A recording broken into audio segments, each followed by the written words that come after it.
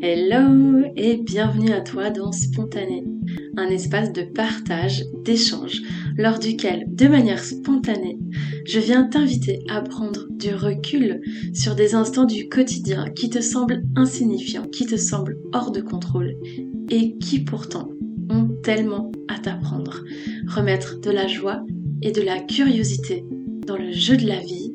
Bienvenue dans cette exploration et bonne écoute.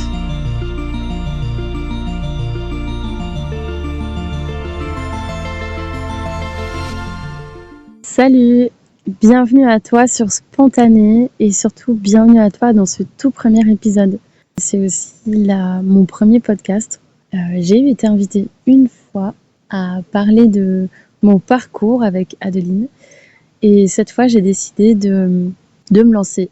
C'est intéressant, je vais quand même te partager mon podcast qui s'appelle Spontané. Je pense que c'est la cinquième prise que je recommence. Donc c'est ok et voilà, j'ai envie de te partager avec authenticité et transparence que la perfectionniste en moi a envie de recommencer parce que ça me tient à cœur que ce soit spontané, que ça vienne du cœur justement dans les partages que je vais te faire. Donc qui suis-je ? Je suis Sabrina, multipotentielle, passionnée, optimiste. J'ai décidé d'enregistrer ce premier épisode au plus proche de mon élément. Ça veut dire que je suis au bord de l'eau. Pourquoi c'est mon élément ? Parce que je suis nature feu, Sagittaire. Et j'ai vraiment besoin de l'eau pour m'apaiser, pour me calmer, pour me recentrer. C'est vraiment l'endroit auprès duquel et dans lequel je me sens au mieux. Avec ce feu intérieur qui s'agite et qui me pousse en avant vers beaucoup de projets, vers beaucoup d'aventures. Qu'est-ce qui m'a donné l'élan de démarrer ce podcast ? Eh bien, je dirais, j'ai toujours eu envie, aussi loin que je me souvienne, je dirais, j'aime raconter des histoires, j'aime parler, et pas forcément m'entendre m'écouter, ça non, mais j'aime parler et j'aime transmettre. La transmission, c'est vraiment quelque chose c'est un peu le fil rouge de ma vie. Et quand j'étais petite, je me rappelle, on avait un enregistreur avec ma sœur, avec des cassettes. Sur lesquelles ma maman nous racontait des histoires et puis nous on pouvait aussi chanter et après se raconter des histoires et réécouter ce qu'on avait fait. Je me souviens qu'on s'amusait beaucoup avec ça et quand j'étais adolescente, j'écoutais une radio locale et j'adorais entendre une des animatrices, entendre sa voix. C'est comme si elle me parlait de liberté en fait. Je vois cette symbolique de liberté, d'esprit libre au travers de sa voix. Et puis j'y pensais, j'ai des amis autour de moi qui lançaient leur podcast et j'étais non mais je vais faire comme tout le monde. Mais en fait non, c'est vraiment quelque chose qui me tient à cœur de transmettre et de le faire par la voix. Pourquoi j'ai appelé ce podcast Spontané ? Eh bien la spontanéité c'est quelque chose c'est une valeur ou en tout cas un attribut, une qualité, je ne sais pas, qui me définit pas mal, dans laquelle j'aime me retrouver. Et cette spontanéité, je l'ai longtemps parfois laissée de côté pour mettre du cadre, de la structure, pour faire comme les autres, tout le monde, en pensant que c'est juste de tout planifier. Mais en fait, ce qui me fait kiffer, c'est d'être spontané. Et donc, c'est aussi ce podcast pour soutenir mes élans du cœur, mes élans de transmission. C'est pour ça que je l'ai appelé Spontané, parce que pour moi, c'est vraiment quelque chose d'important qui me nourrit de pouvoir être spontané. Ça m'a nourri, ça me donne de l'excitation de pouvoir changer d'avis, de pouvoir prendre une décision sans trop réfléchir. C'est aussi ça qui me vient dans la spontanéité. Donc, nourrir mon âme, nourrir mon envie de spontanéité, c'est aussi les raisons pour lesquelles j'ai fait ce podcast. Qu'est-ce que je vais te transmettre ? Ah ouais, le truc qui me vient, c'est aussi qui suis-je pour te parler, pour t'apporter d'autres points de vue, d'autres perspectives sur ton quotidien. J'ai envie de dire que je vis un peu dans un monde de bisounours parfois, où j'ai profondément foi en l'humain, à sa capacité de se réinventer, à sa capacité de transmuter dans le sens de transformer des expériences. En tant qu'humain, je ne vis pas vraiment tout le temps dans l'instant présent. Même si en étant spontané, ça m'anime l'instant présent. Et je trouve qu'on réfléchit beaucoup sur le passé, sur le futur. Et finalement, en revenant dans l'instant présent, en revenant dans la spontanéité aussi, ça permet, je trouve, de prendre du recul sur ce qui se passe. Et en tant qu'être humain, on a cette capacité de faire de nouvelles expériences en prenant en considération le passé et en prenant en compte nos désirs.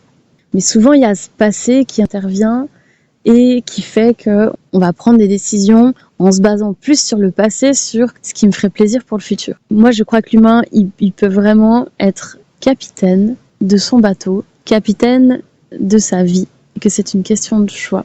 Et au travers de ce podcast, j'ai vraiment envie de t'apporter des prises de recul, de la prise de hauteur sur des situations qui semblent tellement anodines et qui pourtant sont des indicateurs qui te permettent de prendre ta vie, j'ai envie de dire à bras le corps, de devenir là où le capitaine de ta vie, de ton quotidien.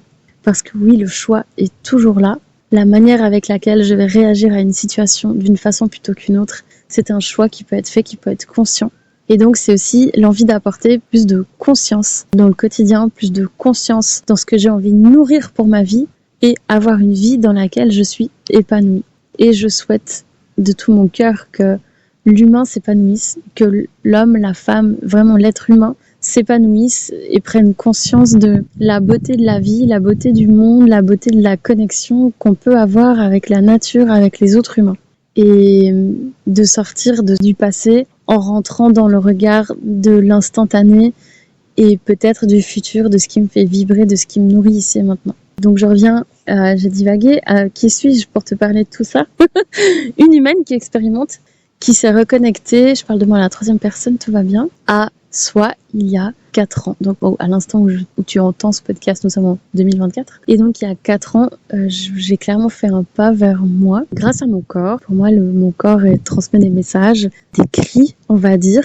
Lorsque les murmures ne suffisent plus, j'ai entendu le cri de mon corps, une sorte d'appel au secours en disant ta ta ta ta ta, t'es en train de partir. Où est-ce que tu vas? Où est-ce que tu t'en vas? Qu'est-ce que t'es en train de faire? Cet événement dans ma vie m'a vraiment permis pour moi de prendre du recul sur ma vie et de me dire, mais en effet, où est-ce que je vais? Qu'est-ce que je suis en train de faire? C'est là que je travaille derrière un ordinateur de manière continue, même si c'était à 80%.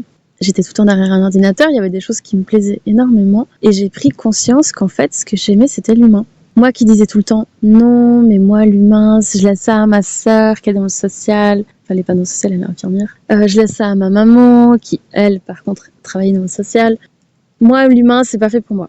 Et en fait, c'était que repousser l'accompagnement à l'humain que j'adore, la transmission que j'adore. Et donc, je me suis reconnectée à cette transmission, à cette envie de me connecter à l'humain. Et je me suis donc formée, j'ai été initiée au Reiki unitaire Shambhala, dont je suis maître, et je fais des transmissions aussi. J'ai réalisé que ça me suffisait pas. Je voyais que les personnes qui venaient à moi parlaient, et j'avais envie de plus. Donc, j'ai utilisé le support des cartes oracles.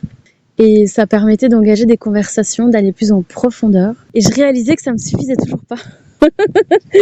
Et donc, j'ai décidé de me former au coaching holistique et systémique pour pouvoir rebondir, pour pouvoir amener les personnes à se questionner, à trouver leurs propres réponses à l'intérieur, à les guider vers leur propre vérité, en se délestant des croyances, en se délestant des schémas et en se reconnectant à ce qui est juste pour soi ici et maintenant. Ce que je kiffe vraiment, c'est se reconnecter au corps, plus précisément.